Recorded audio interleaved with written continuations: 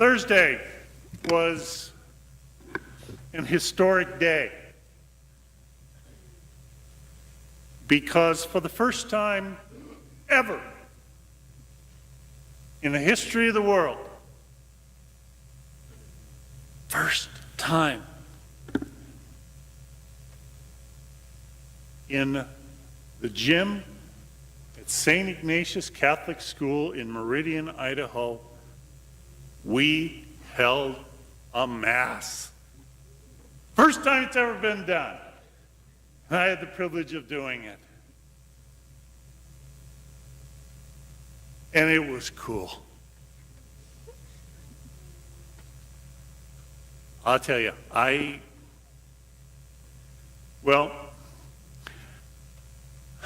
for at least 16 of my many years of priesthood, I have worked full-time in high school ministry. And so most of the masses that I shared with my congregation at the time were in a gym. And I got used to celebrating Mass in a gym. I liked celebrating Mass in a gym. I miss coming into a church and not seeing bleachers around somewhere.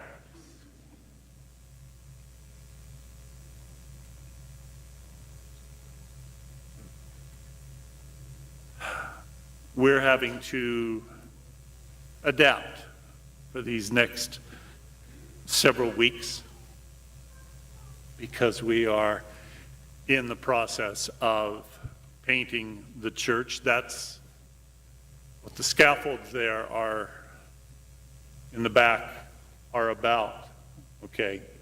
I know there's a rumor that's been going around saying that, oh yes, no, the reason that we've got the scaffolds in here is Father Len really wants to do a high Mass, but that's not correct. So we're having to adjust.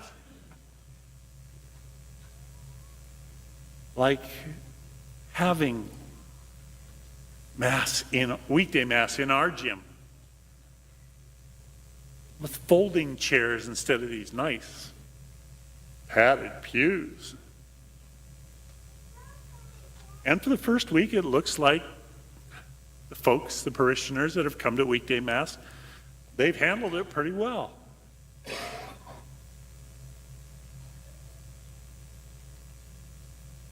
I like Mass in the gym because it doesn't feel as churchy.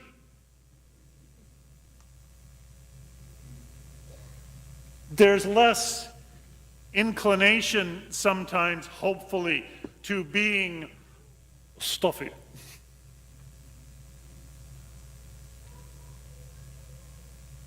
I love the fact that when it would come time for the sign of peace with the high schoolers, all hell would break out, pardon the expression. Sign of peace would take 20 minutes. And any visiting priest or bishop that was there got this absolutely horrified look on their face. My gosh, how dare there be noise and talking at Mass? Don't we know that this is the presence of the Lord Jesus Christ in the Eucharist? That this demands our total respect. That we not be who we normally are, we be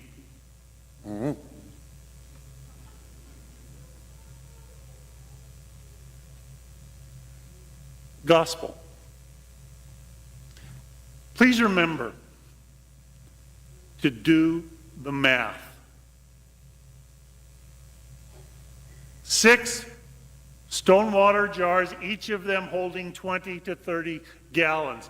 Jesus made 150 gallons of wine.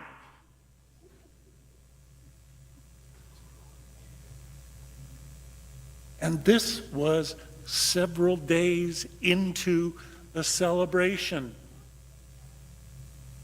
Jewish wedding feasts would go on for days.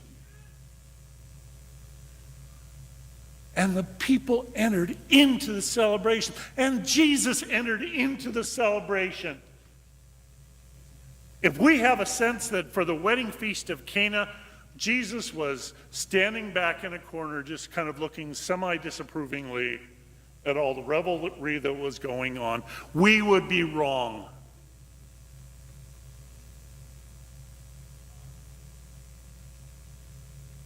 There was life. There was joy.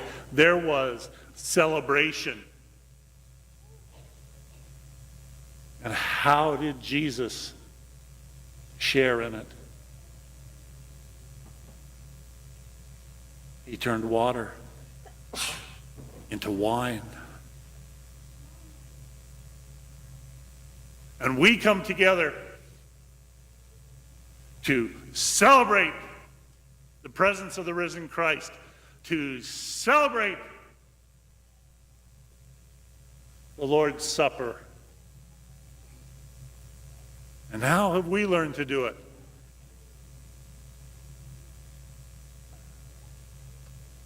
By turning wine into water.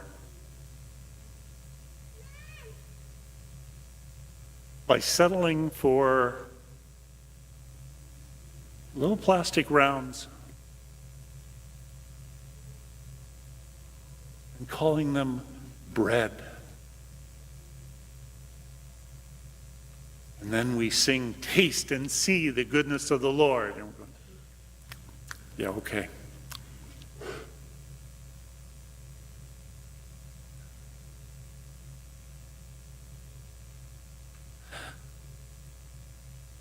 Jesus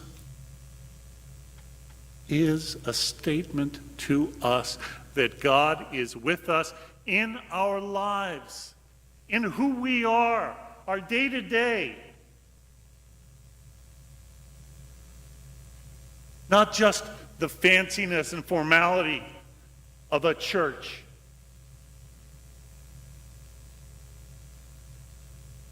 The openness and the sometimes uncertainty of a school gym. The gathering around a family dinner table.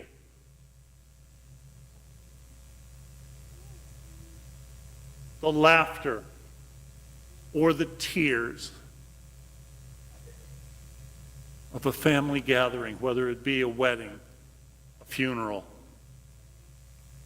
or today, a baptism.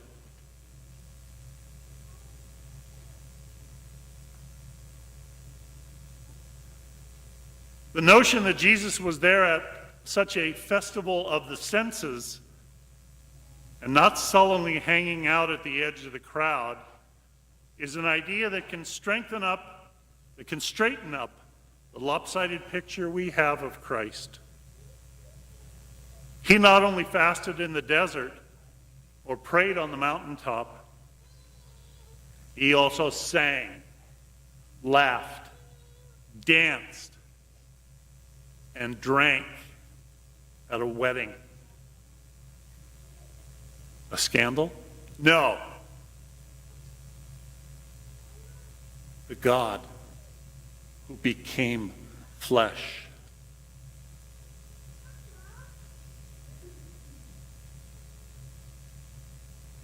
We are indeed blessed to have the Mass. But we have to have the freedom to let it be an expression of our lives, of us, of a God who is wildly in love with us.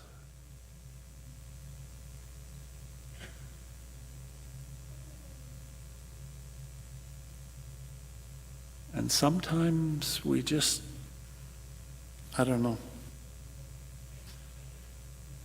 we just minimalize it so much for the sake of convenience or efficiency or neatness.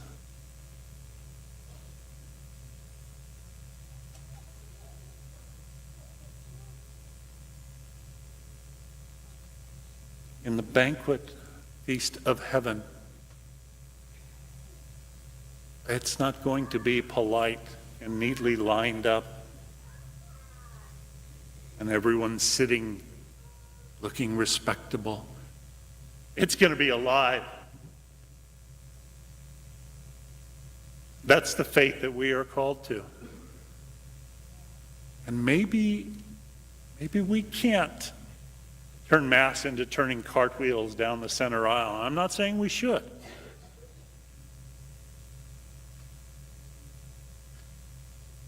But to really let our hearts live, really let it be an expression of the faith of our lives. I want to share this story with you. I really should get to the baptism, and Walter, we will, I promise. I shared this 2 years ago at the Easter Vigil when we were welcoming 100 new Catholics to our parish. Amazing. Tony, a local youth minister, was preparing to give a retreat for the kids, and he couldn't get his thoughts together. It was about 2 a.m, and he said, I just got to have a break here. So he went down to the local diner to get a cup of coffee. While he was sitting there at the counter, 3 guys came in. 3 bums, as he called them, down and outers. And one of them said to the others in a kind of half-drunk voice, "Tomorrow's my birthday." One of the other guys said, "So what?" And they had a cup of coffee, and they left. After they left, Tony said to the waiter, "These guys come in here all the time?" The waiter answered, "Yeah. They come in here every night about 2 o'clock. They have some kind of crummy watchman's job over at the factory." So Tony said to the waiter, "I overheard the guy say it's his birthday. What do you say? He'll be around here 2 o'clock tomorrow morning. Let's throw him a party." Said the waiter, "Why not?" So Tony got some decorations, and he got some kids from the retreat, and he got a big birthday cake, and they spread the word around. Tony told me that around 2 o'clock, the 3 bums came in, and lo and behold, the diner was filled with people, and they sang happy birthday to Rob. Rob was so overcome when they presented him with the birthday cake that he was speechless for the moment. Then he collected himself and asked if he could take the cake home instead of eating it there. He wanted to take it home so he could look at it. No one had ever given him a cake before in his life. After the party was over, there was an interesting conversation. The waiter leaned on his elbow on the diner counter and looked across at Tony and said to him, "I'll bet you belong to some church." Tony, like the father in the parable of the prodigal son, responded, "I belong to the church that throws parties for bums at 2 o'clock in the morning." The waiter looked at him and said, "If I could find a church like that, I'd join it in the morning."